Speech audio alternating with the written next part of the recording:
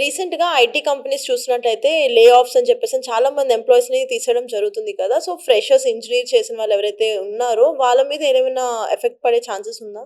So first thing ఏంటంటే ఈ లే ఆఫ్స్ అనేవి లాస్ట్ 2 ఇయర్స్ నుంచి అవుతున్నాయి. ఇప్పుడు ఏంటంటే మన ఇండియన్ కంపెనీస్ లైక్ మొన్న I know where you are referring to. మొన్ననే టీసీఎస్ న్యూస్ వచ్చింది దట్ 12,000 జాబ్స్ పోయాయి అనేది. సో మనం ఇది అర్థం చేసుకోవాల్సింది ఏంటంటే లాస్ట్ 2 ఇయర్స్ నుంచి ఒక షిఫ్ట్ అనేది జరుగుతుంది. ఏంటంటే ఫండింగ్, సో గ్లోబల్ మొత్తం రిసెషన్ నడుస్తుంది. రిసెషన్ జరిగినప్పుడు ఏంటి, కంపెనీస్ ఫండ్స్ అనేవి రేస్ చేయలేవు. అంటే వాళ్ళు ఏం చేస్తారు, కాస్ట్ కటింగ్ కోసం చూస్తారు. అదే టైంలో ఏమైంది, ఏఐ కూడా లాస్ట్ ఇయర్ నుంచి చాలా పీక్లోకి వెళ్ళిపోయింది. దానివల్ల ఏంటంటే చాలా జాబ్స్ అనేవి రిడెండెంట్ అయిపోయాయి.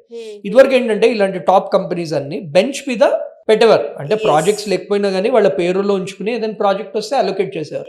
ఇప్పుడు బెంచ్ అనే అవసరం అనేది పోయింది గ్లోబల్ మార్కెట్ వల్ల. యుఎస్ లో మన ట్రంప్ గారు ఏం చేస్తున్నారో మనం చూస్తున్నాము, ప్లస్ ఏఐ. ఈ 3 రీజన్స్ వల్ల ఇప్పుడు జాబ్ మార్కెట్ అనేది బాగాలేదు, అందుకే లే ఆఫ్స్ అనేవి అవుతున్నాయి. హౌవెవర్ ఎవరికైతే మంచి స్కిల్స్ ఉన్నాయో, ఎవరైతే బాగా పర్ఫామ్ చేస్తున్నారో వాళ్ళ జాబ్కి ప్రాబ్లం ఏం లేదు. So always focus on skills will be the thing. And talking about ఈ ఇయర్ ఇంజనీరింగ్ జాయిన్ అయ్యే స్టూడెంట్స్, వాళ్ళు definitely they have to be careful. ఎందుకంటే ఈ కంపెనీస్ లైక్ టీసీఎస్ కానివ్వండి, కాగ్నిజెంట్, ఇన్ఫోసిస్, విప్రో, ఈ కంపెనీస్ ఏంటంటే మాస్ రిక్రూటర్స్.